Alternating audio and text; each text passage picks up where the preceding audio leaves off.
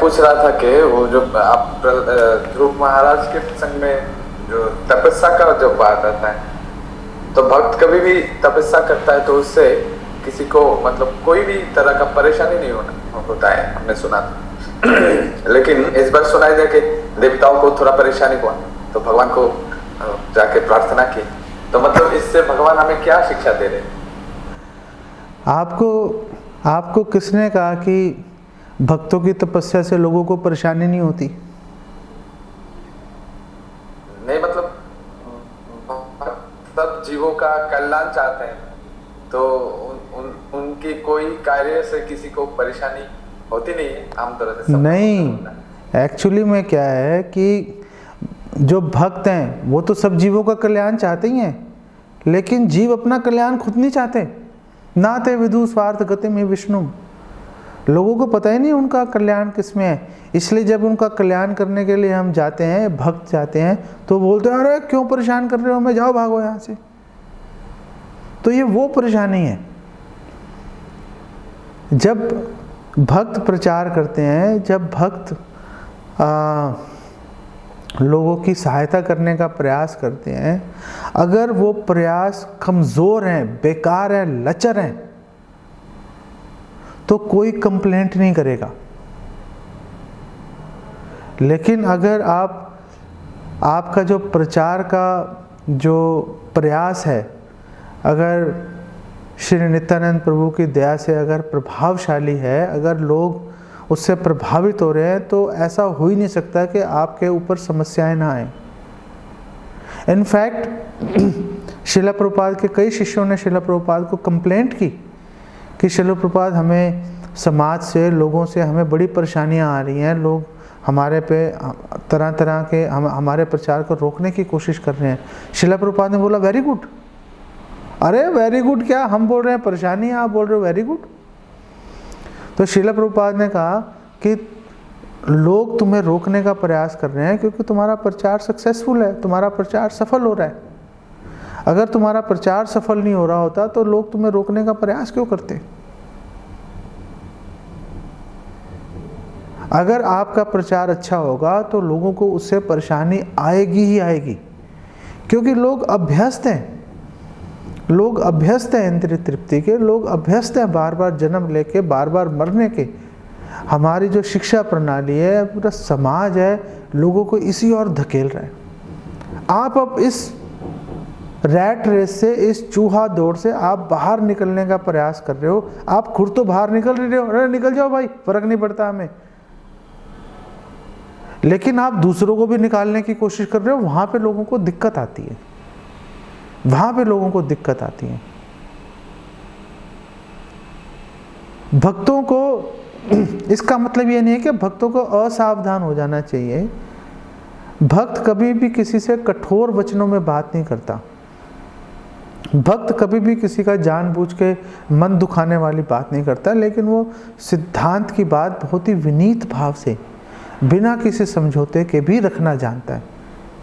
अब उससे अगर किसी को प्रॉब्लम होती है तो वो प्रॉब्लम होगी, उससे आपको विचलित होने की आवश्यकता नहीं है। एक्चुअली में अगर किसी को प्रॉब्लम नहीं हो रही तो इसका मतलब आपके प्रचार में कहीं ना कहीं प्रॉब्लम है।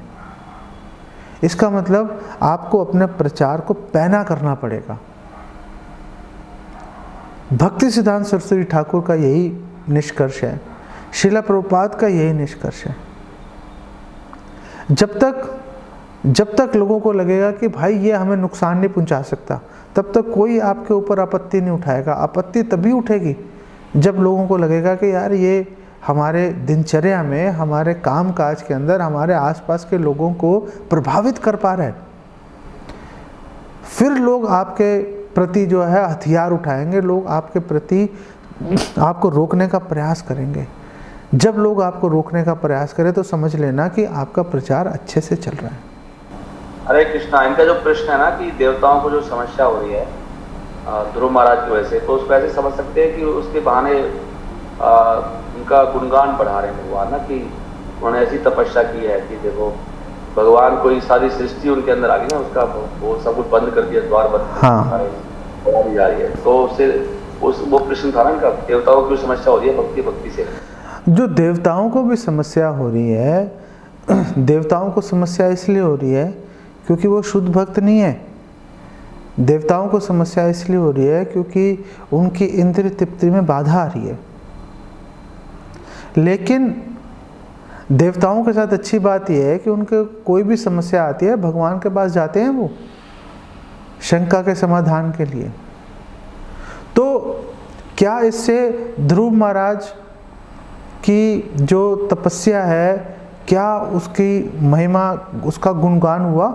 हाँ, उसका गुणगान हुआ, इसमें कोई शंका नहीं है। लेकिन हम ऐसा नहीं कह सकते कि एक भक्त अगर अच्छे से प्रचार करेगा, अच्छे से साधना करेगा, भक्ति करेगा तो किसी को कोई प्रॉब्लम नहीं होगी।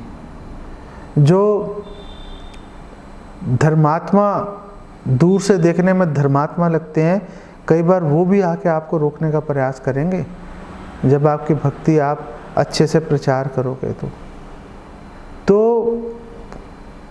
सवाल ये है कि ऐसे विरोध के प्रति हमें पहले से तैयार रहना चाहिए।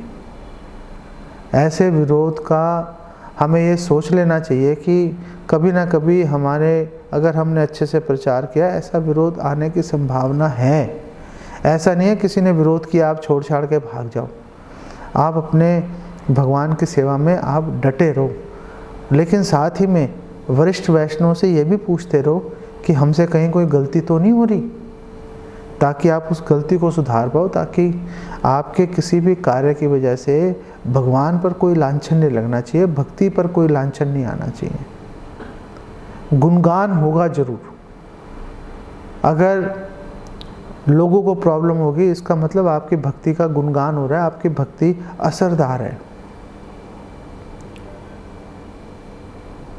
और लोगों को ऐसा नहीं है कि भक्तों के प्रचार की वजह से लोगों को समस्याएं नहीं आती।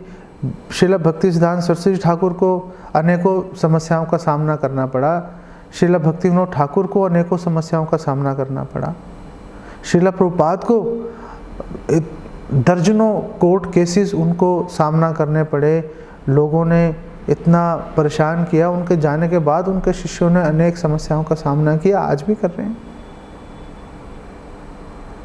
तो लोगों को प्रॉब्लम्स होंगी, लोगों को प्रॉब्लम्स होंगी। आप ये नहीं कह सकते कि एक भक्त से लोगों को प्रॉब्लम्स नहीं होती, लोगों को प्रॉब्लम होगी। लेकिन प्रॉब्लम हो रही है इसका मतलब आपका प्रचार, आपकी भक्ति अच्छे से चल रही है। इस बारे में आपको हमेशा आश्वस्त रहना चाहिए, आपको ये समझना चाहिए कि आप ठीक चल रहे हो।